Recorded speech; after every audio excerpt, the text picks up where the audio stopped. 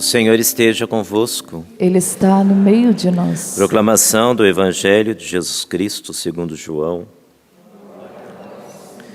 Naquele tempo, Jesus foi para o Monte das Oliveiras. De madrugada, voltou de novo ao templo. Todo o povo se reuniu em volta dele. Sentando-se, começou a ensiná-los. Entretanto, os mestres da lei e os fariseus trouxeram uma mulher surpreendida em adultério. Colocando-a no meio deles, disseram a Jesus: Mestre, essa mulher foi surpreendida em flagrante adultério. Moisés na lei mandou apedrejar tais mulheres. Que dizes tu? Perguntavam isso para experimentar Jesus e para terem motivo de o acusar. Mas Jesus, inclinando-se, começou a escrever com o dedo no chão. Como persistissem em interrogá-lo, Jesus ergueu-se e disse: Quem dentre vós não tiver pecado, seja o primeiro a atirar-lhe uma pedra. E tornando a inclinar-se, continuou a escrever no chão.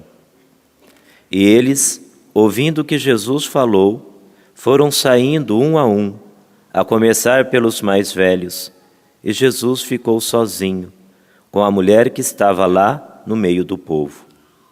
Então Jesus se levantou e disse: Mulher, onde estão eles? Ninguém te condenou? Ela respondeu: Ninguém, Senhor. Então Jesus lhe disse: Eu também não te condeno. Podes ir e de agora em diante não peques mais. Palavra da salvação.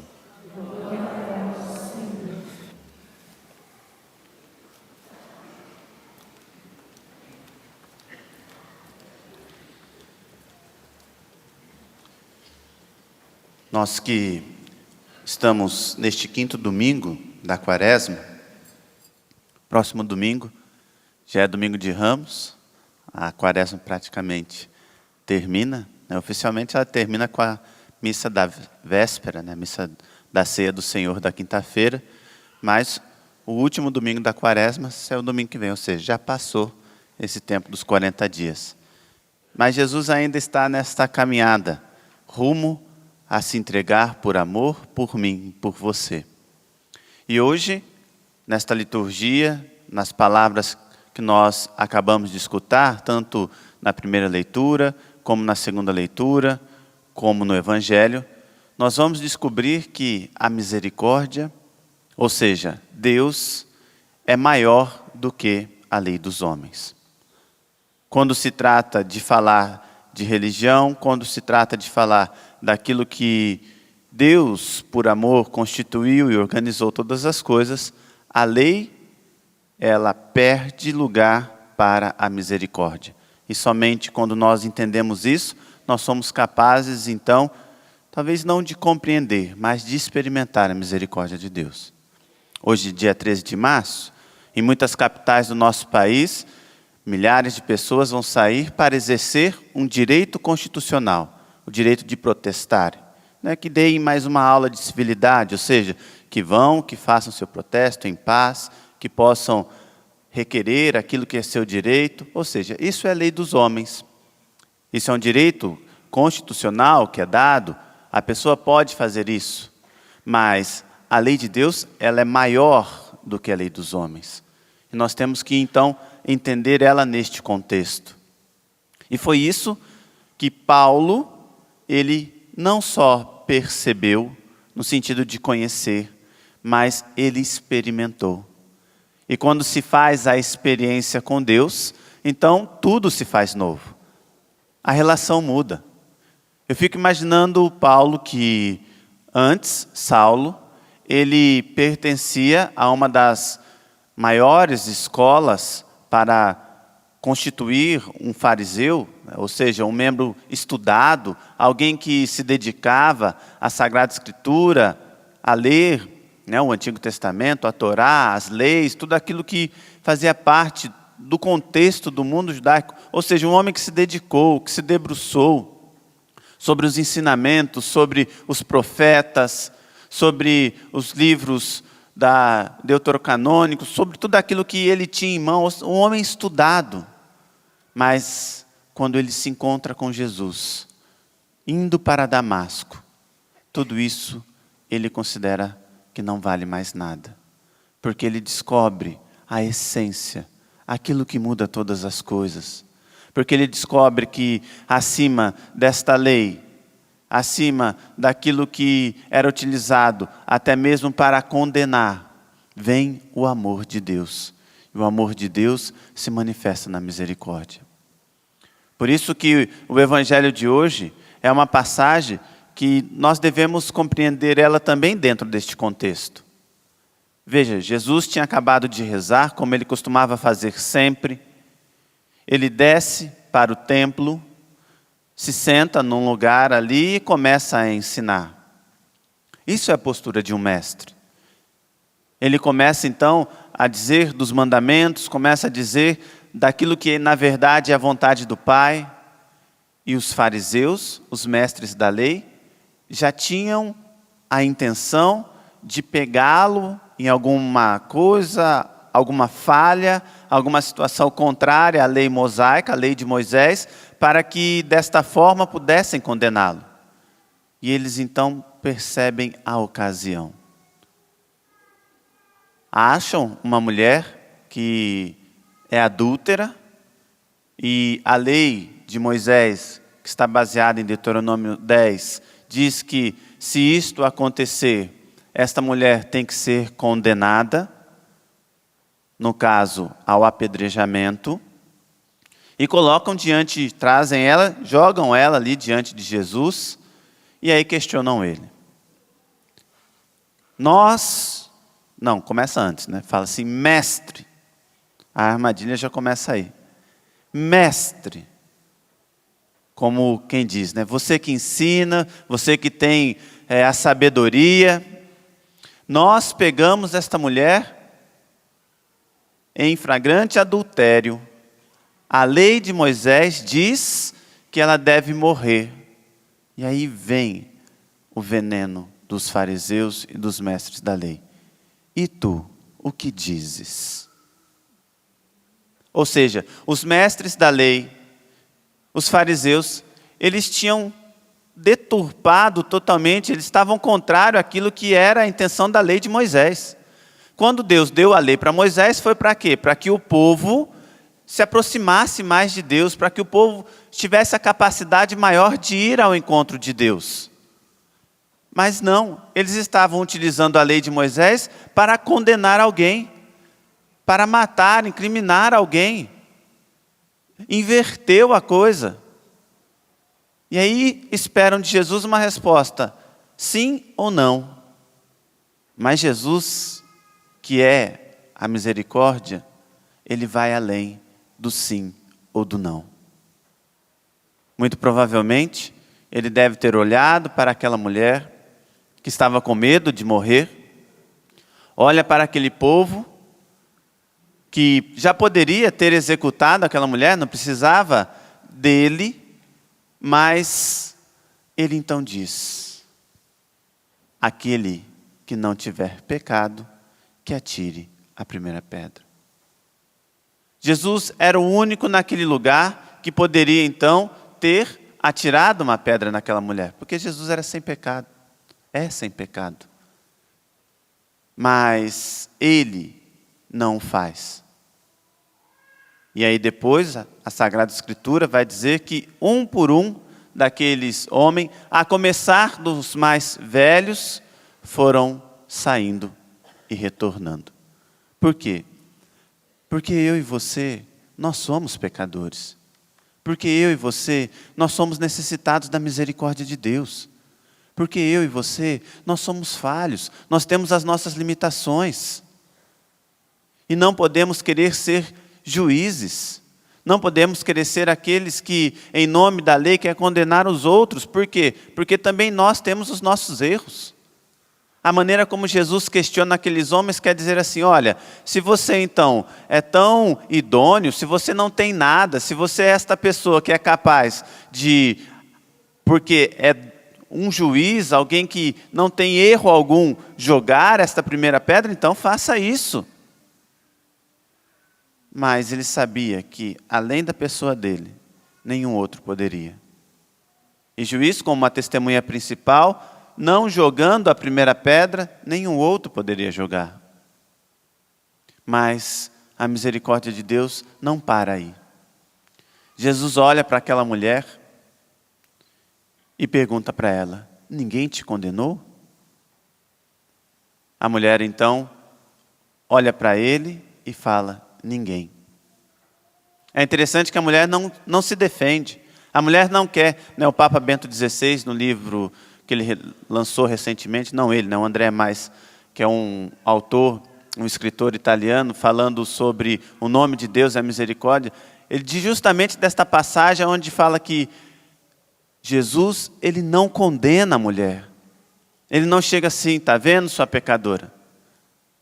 Olha, aprende com essa lição. Olha, você que está errado. Não, ele olha e fala: ninguém te condenou? A mulher reconhece que é pecadora, reconhece que errou ao ponto de não querer se defender com relação àquela situação e fala assim: ninguém. E aí Jesus, que demonstra que a misericórdia está acima da lei, diz: nem eu. Mas, como aquele que reconhece que o pecado pode levar à morte, como aquele que tem consciência de que o pecado, o erro, é capaz de fazer com que a pessoa se perca, ele diz: então vá e não tornes a pecar. A misericórdia de Deus é isto. A misericórdia de Deus é fazer esta experiência. A experiência que faz com que eu e você entenda que a lei é necessária, mas a misericórdia, ela ultrapassa a lei. Mas para eu e você experimentar a misericórdia, e o Papa neste mesmo livro dizia que isto é uma graça, devemos pedir a graça de nos reconhecermos pecadores. Porque tem pessoa que tem dificuldade de reconhecer. E o Papa diz nesse livro que isto é uma graça. E nós devemos pedir esta graça a Deus, de reconhecer que, sim, nós erramos, nós falhamos, que cometemos pecado, e por isso nós vamos até o sacerdote na confissão, ele que age na pessoa de Cristo, e assim então, ali, como alguém que reconhece aquilo que fez, como essa mulher que não quis ficar se justificando, mas sabia que tinha errado, o Senhor então olha para você e fala: nem eu te condeno. Vai e não tornes a pecar. Que é exemplo de Paulo, que foi capaz de experimentar isso tão concretamente, que ele abandonou tudo, os anos de ensinamento, aquilo que até então era verdade para ele, que nós possamos também fazer esta experiência, a experiência de um Deus que nos ama e quer o melhor para cada um de nós. Vamos ficar em pé e vamos pedir a Deus esta graça. Como o Papa diz, a graça de reconhecer pecador, não no sentido de querer se humilhar, mas no sentido de saber que nós somos necessitados da misericórdia de Deus. A mulher do Evangelho de hoje, ela entendeu que o erro dela poderia ter levado ela à morte. Nós não sabemos o que aconteceu, mas nós sabemos que ela teve um encontro com Jesus. E se ela encontrou com Jesus verdadeiramente, assim como Paulo fez, a vida daquela mulher se tornou nova. E com certeza, ela viveu sem o erro. Deve ter falhado, caído em outras situações, mas não aquele pecado do adultério. Há quanto tempo faz que você não busca um sacerdote? Nós estamos ainda no tempo da Quaresma, esse tempo especial de penitência. E não faz uma boa confissão. E aqui, enquanto padre, eu tenho que falar para você, não é chegar na frente do sacerdote e falar: olha, eu só não matei e não roubei, padre, o resto, não. É ter a coragem de chegar e falar para aquele homem que ali está na pessoa de Cristo e dizer: olha, padre, eu fiz isso, isso. Mas estou aqui porque eu sei que o amor de Deus é capaz de me transformar. Não quero me justificar, Padre, no meu erro. Não quero, Senhor, falar, contar histórias, mas ao contrário, eu quero experimentar o amor de Deus. E ali então ir falando das situações, desde os pormenores até aquilo que talvez você nunca tenha contado, mesmo passando por outras confissões. Que o Espírito Santo possa nos dar a graça nesta manhã, de já tocar na experiência deste amor, de um amor que é capaz de transformar todas as coisas, de um amor que é capaz de retirar de onde você está, no erro, num pecado grave, numa vida tão errada, numa vida de adultério. Talvez não adultério com relação a um casamento, mas no adultério com relação a uma vida que não diz respeito àquilo que nós praticamos enquanto católicos, enquanto cristãos. Concede-nos, Senhor, nesta manhã, pela graça do Teu Santo Espírito, esta força. Derrama, Senhor, o Teu Espírito Santo sobre cada um de nós. Cantemos, pedindo o Espírito Santo de Deus. Minha alma tem sede de Ti, ó meu Deus. Minha alma suspira por Ti. Minha alma tem sede de Ti, ó meu Deus. Minha alma suspira por Ti. Sopra em nós, sopra em nós, sopra em nós. Somos Teus filhos, ó Pai. Estamos reunidos em Teu nome. Sopra em nós, sopra em nós. Somos Teus filhos, ó Pai. Estamos reunidos em Teu nome. Ó vento impetuoso, vem neste lugar.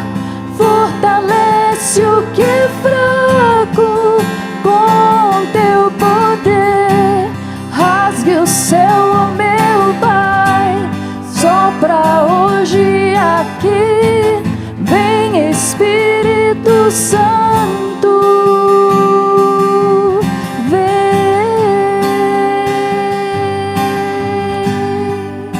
E vá pedindo com suas palavras esta graça. Vá pedindo hoje a graça pela força do Espírito Santo, de reconhecer-se necessitado da misericórdia de Deus, de reconhecer-se limitado, fraco, pecador, mas não como alguém que faz para ser rebaixado. Não, não é isso. Jesus pegou aquela mulher pelas mãos e deu a ela a vida nova. É isso que Jesus quer realizar com você. É isso que Jesus quer fazer na sua vida a partir do momento que você tem a coragem de se deixar ser alcançado, de se deixar ser tocado. Mas tenha a coragem de, assim como aquela mulher que ao olhar poderia ter falado: ah, esses que foram embora, tá vendo? Eles também erram, eles também fracos. Não, ela quis fazer uma experiência com o Senhor e deixou ser alcançada, tocada pela misericórdia dEle, ao ponto de ter a vida mudada. Queira também. Sim, Senhor, muda-nos, Senhor. Faz, Senhor, com que pela graça do Teu Espírito sejamos transformados e alcançados pelo Teu amor e pela Tua misericórdia. Louvado seja nosso Senhor Jesus Cristo. Para sempre seja louvado.